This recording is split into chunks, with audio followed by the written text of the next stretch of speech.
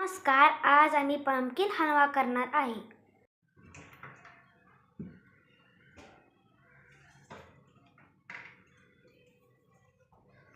हा आमचा शेतातला सेंद्रिय भोपळा आहे। स्टेप 1, भोपळा कापून घ्यायचा आहे। आपण पुढच्या वर्षाच्या पिकासाठी भोपळ्यातल्या बिया काढत आहे।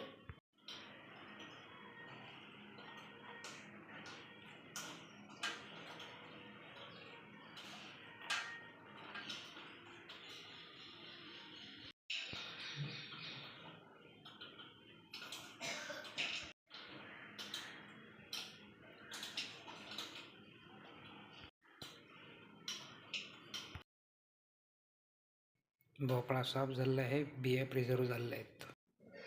आता आपण ह्याला शिजवायचं आहे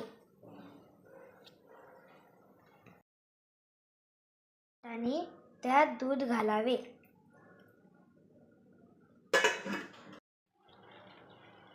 गोड घातलेला आहे थोडा। भोपळा जरा सॉफ्ट झालेला आहे, एकदम मॅश करून घेतो।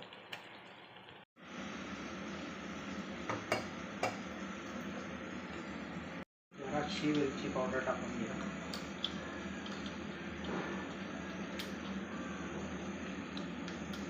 मध्ये काढून घेतलेलं आहे। थोडे काजू आणि बदाम तुपामध्ये तळून घ्या। 15 ते 30 मिनिटं रेफ्रिजरेटरमध्ये ठेवायचं।